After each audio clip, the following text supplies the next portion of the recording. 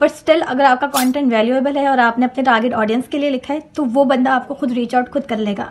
या तो वो आपको ऑब्जर्व कर रहा होगा या तो वो आपको रीच आउट डायरेक्ट कर लेगा। फॉर एग्जाम्पल अगर मैं $250 मांगूँ किसी से तो अगला, आप ये ना समझो कि अगला कहेगा कि है इतने ज़्यादा, आपको अपनी स्किल्स पे भरोसा होना चाहिए। तो लिंक्डइन पे आने के लिए आपको पहले अपनी टारगेट ऑडियंस के बारे में पता होना चाहिए। दूसरा, आपकी ब्रांड की पूरी स्टोरी होनी चाहिए कि आप लिंक्डइन पे क्यों आ रहे हो, आपका क्या गोल है। Hi Anshra and thanks for accepting our invitation. Hello Anshal, how are you? I am good and you? All very good. तो स्टार्ट करते हैं अंशरा कि लोगों को ये पॉडकास्ट क्यों सुनना चाहिए, ऐसा क्या मिलने वाला है इस वीडियो को देखकर, क्या मिलेगा उनको इस वीडियो को पूरा देखकर, जो ये वीडियो पूरी देखें और उनको क्यों सुननी चाहिए ये वीडियो? मेरा नाम अंशरा है और मैं पाकिस्तान से हूँ। मैं लिंक्डइन पे 2 साल से हूँ और मुझे लगता है इस पॉडकास्ट के थ्रू लोगों को ये पता चल जाएगा कि उन्हें क्लाइंट्स किस तरह से गेट करने चाहिए और वो किस तरह से इस चीज़ में मज़ीद अच्छे हो सकते हैं। तो आई थिंक या ओके अंशरा, तो अभी आपने बताया कि आप लिंक्डइन के थ्रू क्लाइंट्स लेती हैं, तो रीज़न क्या है कि आपने लिंक्डइन को ही चूज़ किया? ऐसे तो बहुत सारे प्लेटफॉर्म है, इंस्टाग्राम भी है, फाइवर भी है, अपवर्क भी है, बट स्टिल आपने क्यों चूज़ किया कि आपको लिंक्डइन पे ही जाना है? बेसिकली मैंने अपना CS ड्रॉप किया था। CS की डिग्री मैंने ड्रॉप की थी, कंप्यूटर साइंस। उसके बाद मेरे पास जो 1 साल का गैप बीच में आया, उसमें मैंने थोड़ी बहुत फ्रीलांसिंग सीखी है, मैंने अपनी स्किल्स को उसमें इम्प्रूव किया। उसके बाद मुझे बहुत सारे लोगों ने कहा फाइवर ट्राई करें, अपवर्क ट्राई करें, बट स्टिल उसमें मुझे कंपटीशन बहुत फील हुआ। मैं अपवर्क पे आई पर मैं बहुत शॉर्ट टाइम के लिए उसमें आई और उसमें मुझे कुछ खास लगा नहीं, क्योंकि उसमें वो टाइम टेकिंग था और सच कोई आपकी पर्सनैलिटी उसके अंदर थी नहीं। मुझे वो मुश्किल भी लगा, to be very honest. Fiverr मुझे बहुत मुश्किल लगा और स्टिल मैं फाइवर और अपवर्क पे नहीं हूँ। लिंक्डइन पे आना बाय चांस था। लिंक्डइन पे मेरी ऐसा कोई गोल नहीं था, मेरा कोई सोच नहीं थी, ये नहीं पता था कि मुझे यहीं से क्लाइंट मिल जाएंगे। उस पर आई तो आहिस्ता आहिस्ता चीज़ों को सीखा। जब सीखा, कंटेंट बनाना सीखा, तब मुझे ऐसा लगा कि या एक ही चीज़ पे स्टिक रहूँ तो ही बेटर रहेगा। तो इसलिए मैंने लिंक्डइन चूज़ किया। तो अब स्टार्ट करते हैं कि लोग तो इसलिए पॉडकास्ट सुन रहे हैं क्योंकि उनको क्लाइंट्स नहीं मिल रहे। लोगों को पता है कि ग्राफिक डिज़ाइनिंग क्या होती है, हमें GFX मेंटोर पे जाके यूडेमी, कोर्सेरा, हर जगह में कोर्सेज मिल जाएंगे, सब सीख भी लेते हैं। तो हम ये कंसीडर करते हैं कि जो लोग ये पॉडकास्ट सुन रहे हैं उनको ग्राफिक डिज़ाइनिंग आती है। देन इसके बाद क्या नेक्स्ट स्टेप होना चाहिए उनको? अगर लिंक्डइन पे जाना है तो वो पहला स्टेप क्या लें कि आप अपनी प्रोफाइल ऑप्टिमाइज़ करना है या पहले उनको कंटेंट क्रिएट करना है? पहला स्टेप उनको क्या लेना चाहिए?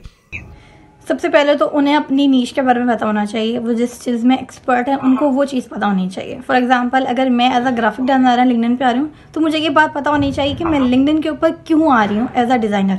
या तो मैं उनके बैनर सही करूँगी या तो मैं उनको कैरोसेल्स डिज़ाइन करके दूँगी। ये एक सोच आपको पहले पता होनी चाहिए। आपको अपने ब्रांड की एक स्टोरी का पता होना चाहिए कि ये आपकी ब्रांड की स्टोरी है। फॉर एग्जांपल मैं एज अ डिज़ाइनर लिंक्डइन के ऊपर हूँ तो मैं सोलोप्रेन्योर्स के लिए हूँ, मुझे टारगेट ऑडियंस पता है। तो लिंक्डइन पे आने के लिए आपको पहले अपनी टारगेट ऑडियंस के बारे में पता होना चाहिए। दूसरा, आपकी ब्रांड की पूरी स्टोरी होनी चाहिए कि आप लिंक्डइन पे क्यों आ रहे हो, आपका क्या गोल है, आप लिंक्डइन के ऊपर आने के बाद क्लाइंट को किस तरह ट्रीट करोगे, मतलब कौन आपका क्लाइंट होगा और आप क्लाइंट को किस तरह गेट करोगे, ये चीज़ें आपको पता होनी चाहिए। और लिंक्डइन पे आपको सबसे पहले अपनी ऑब्वियसली प्रोफाइल ही ऑप्टिमाइज़ करनी चाहिए। और लिंक्डइन पे ऑप्टिमाइजेशन के लिए 4 चीज़ें बहुत ज़रूरी हैं। एक आपकी प्रोफाइल फ़ोटो, एक आपका बैनर, एक आपकी हेडलाइन और एक आपका फीचर सेक्शन। अबाउट सेक्शन भी होता है पर मुझे नहीं लगता कि कोई प्रोफाइल में जाके आपका अबाउट सेक्शन खोलता है और वो पूरी वो स्टोरी पढ़ता है। वही चीज़ें आप अपने हेडलाइन में और बैनर में भी दे सकते हो, जो कि बिल्कुल टॉप मोस्ट के ऊपर चीज़ें आती हैं। 2 चीज़ें तो बहुत ज़रूरी हैं। तो ये 3 चीज़ें अगर कोई अपनी ऑप्टिमाइज़ कर ले, अपनी ब्रांड स्टोरी को जानते हुए, अपनी टारगेट ऑडियंस को जानते हुए, तो मुझे नहीं लगता उसको कोई इशू आएगा। पूछती हूँ तो अंशरा, पहले हम ब्रेक डाउन करते हैं आपकी प्रोफाइल के लिए। तो पहले आपने बैनर लगाया हुआ है, तो क्या रीज़न था ऐसा बैनर लगाने के लिए और बिगनर्स को कैसा बैनर लगाना चाहिए? सबसे पहले प्रोफाइल फोटो की बात करते हैं, जो कि बड़ी आसान सी चीज़ है। प्रोफाइल फोटो में ये होता है कि आपको अपनी शक्ल जो है बहुत जूम करके दिखानी होती है ताकि अगला आपकी दूर से भी फोटो देख रहा हो कमेंटिंग करते वक्त तो उसको आपकी शक्ल नजर आ जाए। सबसे पहली बात हुई। और नहीं फर्क पड़ता आप प्रोफाइल फोटो दुपट्टे में लगा रहे हो या नहीं लगा रहे, वटएवर जो भी आप लगा रहे हो, बस उसको इतना रखो कि आपका मुंह नजर आए, मुंह जूम हुआ हुआ नजर आए, बाकी और कुछ नहीं चाहिए। दूसरा, अगर मैं बैनर से पहले हेडलाइन की बात करूं तो हेडलाइन में सबसे पहले आपकी चीज आती है आपकी टारगेट ऑडियंस। आप किसके लिए काम कर रहे हो, उस टारगेट ऑडियंस का नाम आपकी हेडलाइन में होना चाहिए। ठीक है। इसके अलावा आप उनको क्या करके दे रहे हो, ऐसा वो ऐसा क्या आप करोगे जो उनको रिजल्ट मिलेगा, क्योंकि आपकी टारगेट ऑडियंस को आपके डिज़ाइन से कोई फ़र्क नहीं पड़ता। उनको डिज़ाइन के थ्रू आप कुछ भी करके दे रहे हो, उनको नहीं मतलब, उनको मतलब है अपने रिजल्ट से। आपकी टारगेट ऑडियंस को, आपके क्लाइंट्स को आपके रिजल्ट्स चाहिए जो आप उनको दोगे, और वो चीज़ आपने अपनी हेडलाइन में डिफाइन करनी है, जैसे कि मैंने की। उसके अलावा आखिर में आप उनको ये ज़रूर बता सकते हो कि आप अपने डिज़ाइंस के थ्रू उनको ये चीज़ें करके दोगे। अब वो कुछ भी हो सकता है, उनके रिजल्ट्स आप उनको डबल करके दे रहे हो, उनकी इनकम आप उनको डबल करके दे रहे हो, या जो भी करके दे रहे हो आप अपने डिज़ाइन के थ्रू करके दे रहे हो, तो वो चीज़ आपने बिल्कुल प्रोमिनेंट क्लियर करके अपने हेडलाइंस के अंदर ऐड करनी है। इसके बाद आपका आता है बैनर सेक्शन। बैनर आता है, बैनर के अंदर भी आप सेम हेडलाइन वाली चीज़ भी अपने बैनर में ऐड कर सकते हो। अगर आप तो बहुत बिगनर हो तो आप अपनी हेडलाइन वाली चीज़ भी अपने बैनर में ऐड कर सकते हो, थोड़ी बहुत वर्डिंग आप उसकी चेंज कर सकते हो।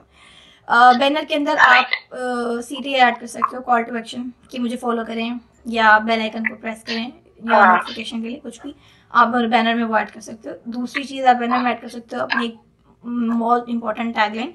वो टैगलाइन आपकी हेडलाइन वाली भी हो सकती है, पर आप उसको थोड़ा सा चेंज भी कर सकते हो। फॉर एग्जांपल मेरी है कि अगर आपके पोटेंशियल क्लाइंट्स ही आपकी एक स्ट्रॉन्ग वर्डिंग है, तो उसमें आप फिर साथ ही बता रहे हो कि मैं आपको अपने सिंपल डिजाइन के थ्रू आपको रिजल्ट जो है आपका दुगना करके दी जाए। तो मैंने वर्ड डाला है मिनिमलिस्टिक डिजाइन का, यानी कि मेरी जो एक USP है, यूनिक सेलिंग पॉइंट है, वो मेरे मिनिमलिस्टिक डिजाइन है, यानी कि काम आपका होगा और डिजाइन मेरा होगा।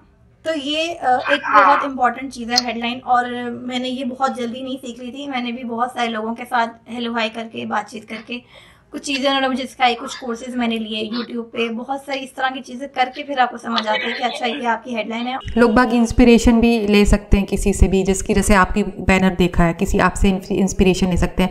एंड आई थिंक जो आपने लिखा I help solo entrepreneurs 3 convert करते हैं आप कैसे, जो भी आपने सॉल्यूशन लिखा है सेम चीज़ लोग बाग लिख सकते हैं, help business and solo entrepreneurs, या कुछ भी चीज़ आप अपनी कुछ भी लिखना है, बट आपको अपनी टारगेट ऑडियंस तो डिफाइन करनी है। सो इंस्पिरेशन लेके डेफिनेटली लिंक्डइन की प्रोफाइल आराम से बना सकते हैं लोग। और मुझे लगता है यही 3 चीज़ें बेसिक हैं जो आपकी बहुत इंपॉर्टेंट हैं, बहुत ज़्यादा। अब आई थिंक नेक्स्ट हम बात करते हैं जो आपने मेन चीज़ रखी है, वो आपने क्लिक टू नो। लोग बाग इधर पे अपने पोर्टफोलियो भी डाल देते हैं कि लोग बाग इधर पे जाके उनकी अगर टारगेट ऑडियंस है तो पोर्टफोलियो भी देख ले जाके। सो इसका मेन रीज़न क्या है कि आपने इधर पे ये क्यों डाला है, और बिगनर्स को भी अगर ये डालते हैं तो उन्हें क्यों डालना चाहिए? पहली बात तो ये कि सबसे पहले कोई आपकी प्रोफाइल विजिट करेगा तो वो यही 3-4 चीज़ें देखता है, बैनर, हेडलाइन वगैरह वगैरह।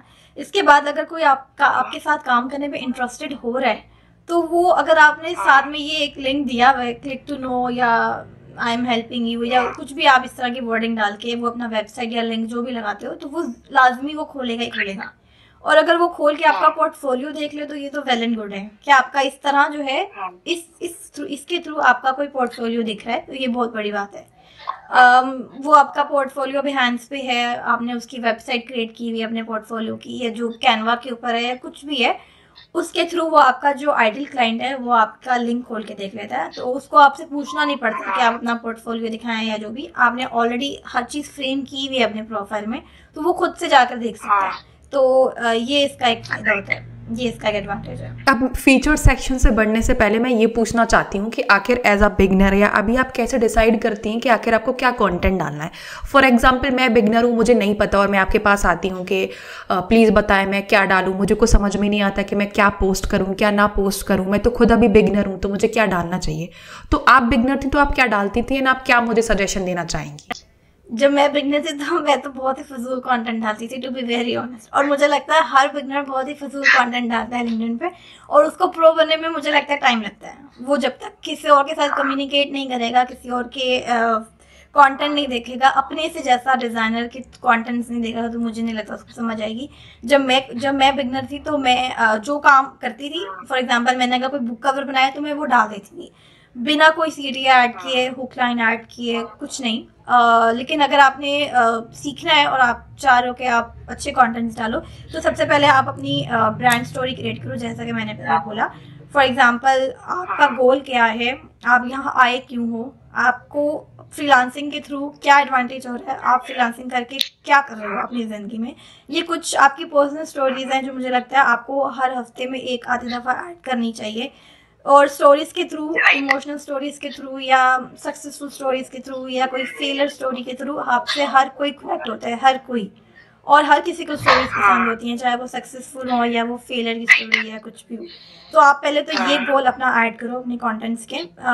उसके बाद आपका आता है 80% एजुकेशनल कंटेंट जो आपने ऐड करना है। फॉर एग्जांपल अगर मैं सोलोप्रेन्योर्स के लिए काम करती हूँ तो मैं उसमें एक कंटेंट ये ऐड कर सकती हूँ कि like how to design a banner, आपको अपना बैनर किस तरह बनाना चाहिए। उसमें आप पूरा कैरोसेल डिज़ाइन कर सकते हो कि आप इस तरह आप बैनर डिज़ाइन करो तो आप आपको क्लाइंट मिल सकता है। तो जो टारगेट ऑडियंस आपकी है जिनको बैनर बनाना नहीं आता, अगर वो आपका ये कंटेंट देखे तो मुझे लगता है वो आपसे जरूर इस बात पर कांटेक्ट करेगा। इसी तरह एजुकेशनल कंटेंट अपने हेडलाइन के थ्रू आप ऐड करो तो मुझे लगता है हर कोई आपका कंटेंट देखेगा। इसमें आप कैरोसेल्स के बारे में बात कर सकते हो, बैनर के बारे में बात कर सकते हो, क्लाइंट्स के बारे में बात कर सकते हो, और मतलब अपनी हेडलाइन के अंदर रहते हुए आप कंटेंट जनरेट कर सकते हो। साथ अपनी स्टोरीज ऐड करो, जो भी स्टोरीज आपकी पर्सनल स्टोरीज हैं आप साथ ऐड करो, पिक्चर्स लगाओ, साथ अपनी लगा लो, या आप वैसे अपने कंप्यूटर की या लैपटॉप की अगर आप कंफर्टेबल नहीं हो तो आप लगा सकते हो। लेकिन अगर आप कंफर्टेबल हो तो अपनी पर्सनल स्टोरीज के साथ पिक्चर्स ऐड करना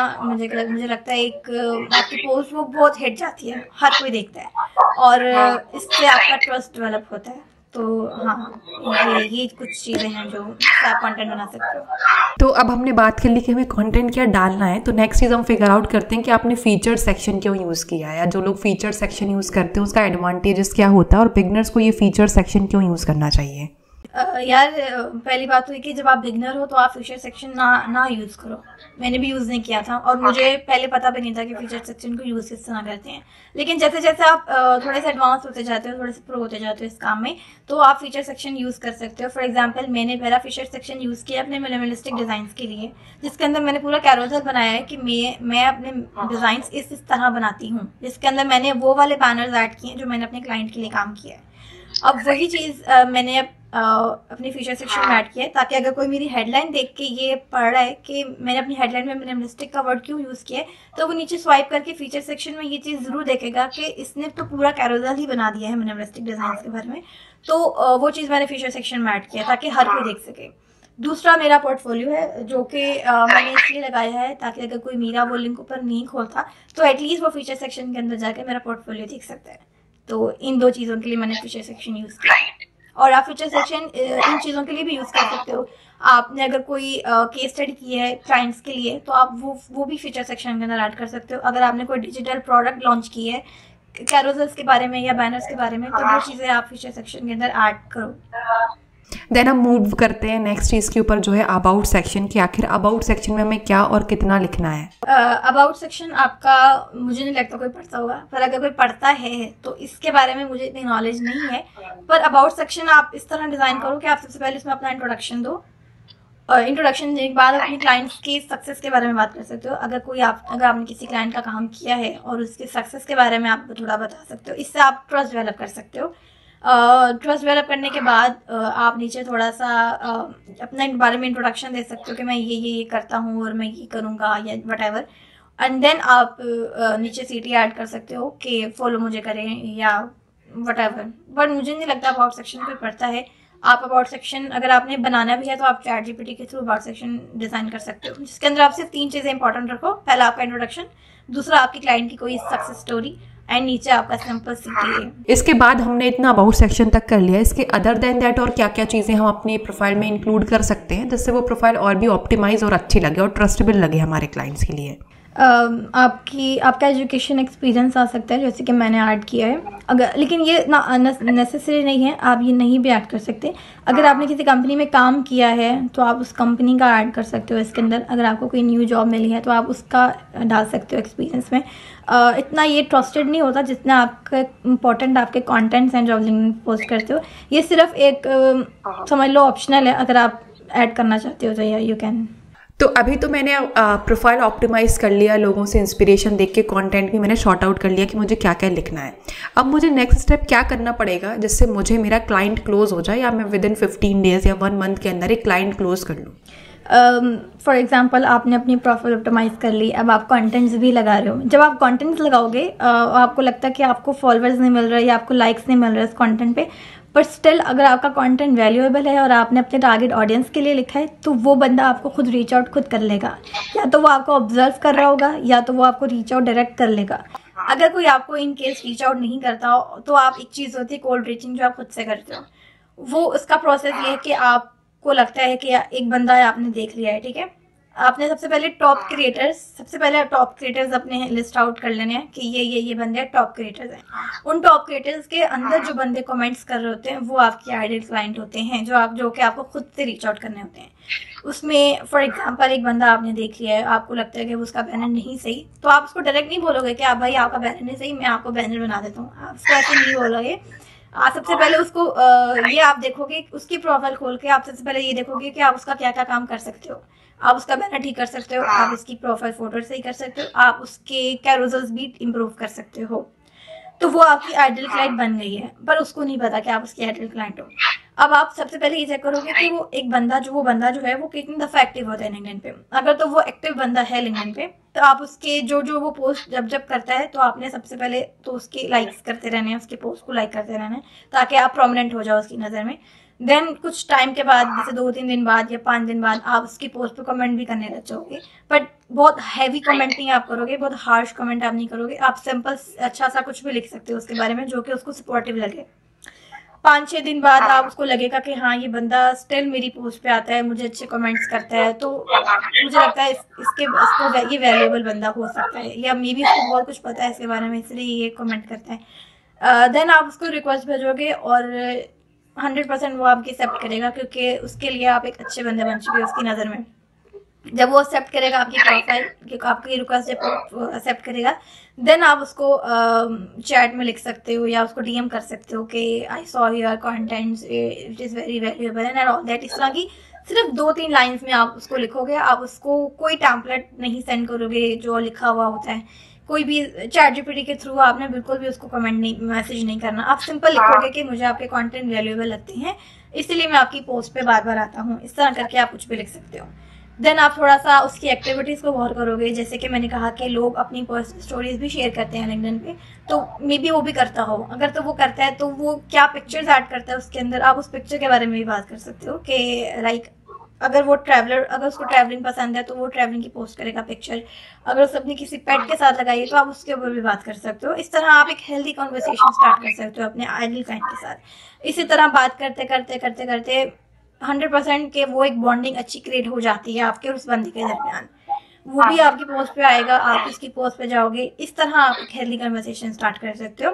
देन आप उससे ये पूछ सकते हो कि आप कब से हो लिंक्डइन पे, आपका बैनर किसने बनाया है, मुझे अच्छा लगता है, किसने बनाया है, या कैरोजल्स आप किससे बनवाते हो। देन वो ये ज़रूर बताएगा कि ये मैं खुद ही डिज़ाइन करता हूँ, मुझे प्लीज़ टिप्स दें कि ये अच्छे हैं कि नहीं हैं।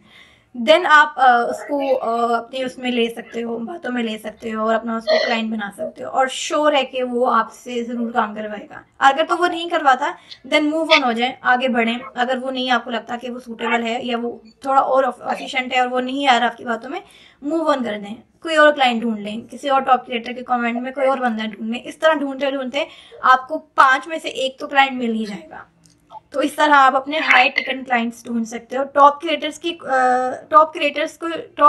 पोस्ट के अंदर जो लोग कमेंट करते हैं वो हमेशा हाई पेइंग क्लाइंट्स ही होते हैं आपके, तो वो 5 में से 1 तो फिर आपका बन ही जाएगा क्लाइंट। तो इस तरह आप अपने क्लाइंट्स गेट करते हो। तो अभी आपने बता दिया कि हमें क्लाइंट्स मिलना कैसे। अब आप हमें ये बताइए कि आखिर हमें कितने बार ये चीज़ करनी पड़ेगी। फॉर एग्जांपल मैं पोस्ट करती हूँ, मैं लिंक्डइन पे रोज़ एक्टिव रह रही हूँ लिंक्डइन के क्लाइंट्स ढूंढने के लिए, तो आखिर मुझे कितनी बार ये सेम चीज़ कितने लोगों को रिक्वेस्ट भेजनी पड़ेगी, या आप कुछ दिन में ऐसा रखते हैं कि मुझे 5 लोगों को भेजनी ही है, या एटलीस्ट 10 लोगों को कनेक्शन रिक्वेस्ट भेजनी है, या इतने कमेंटिंग करने हैं, या ये चीज़ें करनी है। सो एटलीस्ट अगर कोई बिगनर है तो उनको कितना एक मार्जिन लेके चलना है कि मुझे इतनी तो कमेंटिंग या इतने लोगों से रोज रीच आउट करना है। अच्छा, अगर पर्सनल ये ना थोड़ा सा एक्सपीरियंस होता है, आपको चीज़ें एक्सपीरियंस करके पता चलती हैं, कुछ चीज़ें आपको एक्सपीरियंस करके पता चलती हैं। अब जैसे मैं रिक्वेस्ट नहीं भेजती, जैसे मतलब मेरा ये गोल नहीं है कि मैंने रोज़ लिंक्डइन खोलना है और मैंने 10-15 जो है रिक्वेस्ट भेजती जाना है, मैं ऐसे नहीं करती। मैं बहुत कम कोई स्क्रॉलिंग में मुझे कोई बंदा अच्छा वैल्यूएबल लगेगा, जिसका कंटेंट मुझे वैल्यूएबल लगेगा, तो मैं उसको रिक्वेस्ट भेजती हूँ। और दिन में मेरे ख्याल से मैं ये 1 दफ़ा करती हूँ या 2 दफ़ा करती हूँ। पर कुछ लोग होते हैं जो एक दिन में 10 रिक्वेस्ट भेजते हैं। पर थोड़ा बहुत ना लिंक्डइन का एल्गो भी चेंज है। अगर आप सिंपल लिंक्डइन यूज करते हो ना, तो उसमें वो आपको 5 या 10 कनेक्शन भेजो ना, तो आपका अकाउंट रिस्ट्रिक्ट कर देते हैं, जिसके लिए अब बहुत सारे लोग प्रीमियम पे की तरफ जा रहे हैं। तो ये बहुत नेसेसरी नहीं है कि आपको ये लाजमी करना है कि आपने जो है कनेक्शंस भेजने हैं, ये नेसेसरी नहीं है। और जहाँ बात आती है कि आप ये वाली चीज़ रेगुलर कब तक करते रहोगे, तो अगर आपको एक क्लाइंट मिल रहा है उन 5 में से, तो आप नेक्स्ट के बार बढ़ते जाओ। उसके बाद आप जब आपको वीडियो टेस्टिमोनियल वो देगा, तो बहुत सारे लोग आपके कंटेंट पे ट्रस्ट करना शुरू कर देंगे कि हाँ ये बंदा डिज़ाइनर है और इसने इस बंदे का काम किया है। तो कुछ लोग तो आपको खुद रीच आउट करेंगे, बट अगर ये मसला नहीं होता ये कि आपके पास ही क्लाइंट आए, आप खुद से भी ढूंढ सकते हो, तो ये कोई इशू नहीं है। आप बेशक ये प्रैक्टिस में ले आओ चीज़ कि मैंने क्लाइंट ढूंढना है अपने लिए, तो नेसेसरी नहीं है। तो अब हमें ये बताएं कि आखिर हमें प्राइसिंग कैसे सेट करनी है। आखिर हम बिगिनर हैं तो हमें कितना प्राइस लेना चाहिए, हमें अगर हम बैनर बना रहे हैं तो हमें पहले कितना चार्ज करना चाहिए अगर हम एक सिर्फ बिगिनर हैं, और हमें कितना चार्जेस रखना चाहिए, अगर आप थोड़ा बता देंगे बिगिनर्स के लिए, एक आइडिया दे देंगे। अच्छा, बात सिर्फ बिगिनर्स की करूँगी क्योंकि प्रोफेशनल्स को तो पता होता है कि उन्होंने किस तरह चार्ज करना है। बिगनर्स का ये कि बिगनर्स को सबसे पहले अपनी स्किल्स पे फोकस करना चाहिए, कि उनको ये बात पता होनी चाहिए कि हाँ अगर मुझे ये काम मिला है तो मैं ये अच्छे से कर सकती हूँ कि नहीं कर सकती। तो उनको सबसे पहले अपनी स्किल्स पॉलिश करनी चाहिए। जब उनको लगता है कि उनकी स्किल्स पॉलिश हो गई हैं, वो हर तरह का काम कर सकते हैं, और अगर उनको इत्तेफाक से कोई क्लाइंट मिल जाता है, तो सबसे पहले वो ये चेक करे कि वो क्लाइंट कहाँ से है, बाहर से है, और अगर बाहर से है तो वो कौन से कंट्री से है। अगर तो वो यूएस का है तो वो बहुत अच्छा पे कर सकते हैं आपको, लेकिन अगर वो नाइजीरिया से है तो वो आपके कंट्री जैसा ही हो सकता है, पाकिस्तान जैसा या इंडिया जैसा। तो वो डिपेंड करता है उन पे, कंट्री पे बहुत डिपेंड करता है, और कंट्री में रहने वालों के बजट पे बहुत डिपेंड करता है। अगर वो देखो, अगर कोई बंदा बहुत अमीर है तो उसके कंटेंट से ही पता चल जाएगा कि वो बंदा अमीर है, उसकी पिक्चर्स के थ्रू पता चल जाएगा कि वो बंदा अमीर है कि नहीं है। और प्राइसिंग का इतना इशू नहीं होता, आप $100 से भी शुरू कर सकते हो, $50 से भी शुरू कर सकते हो। आपके पैसों पे आपको कॉन्फिडेंस होना चाहिए एज अ बिगनर भी, अगले को ये ना पता चले कि आप बिगनर हो। तो आप $100 से शुरू करो, $50 से शुरू करो। देन आपको लगता है कि हाँ ये बंदा मुझे मजीद दे सकता है, तो आपको अपना पूरा एतमाद होना चाहिए। जो पैसे आप मांग रहे हो उस पर आपको पूरा ट्रस्ट होना चाहिए। फॉर एग्जाम्पल, अगर मैं $250 मांगूँ किसी से, तो अगला, आप ये ना समझो कि अगला कहेगा कि है इतने ज़्यादा। आपको अपनी स्किल्स पे भरोसा होना चाहिए। तो प्राइसिंग का इशू नहीं है, और प्राइसिंग का जो प्रोसेस है वो आपको आहिस्ता आहिस्ता ही समझ आता है, आप आहिस्ता आहिस्ता ही प्रैक्टिस में हर चीज़ लाते हो। तो नॉट अ बिग डील, आप $100 से शुरू करो, कोई इशू नहीं। थैंक्स अंशरा, आई थिंक आपने सारी चीज़ें एक्सप्लेन कर दी हैं डिटेल में, प्रोफाइल कैसे ऑप्टिमाइज़ करना है, कैसे आखिर हमें रिक्वेस्ट भेजनी है, क्या करना है क्या नहीं करना है। आई होप हम फिर से जल्दी मिलेंगे, फिर से एक और पॉडकास्ट शूट करेंगे। ज़रूर, और मैं नेक्स्ट पॉडकास्ट का वेट करूँगी।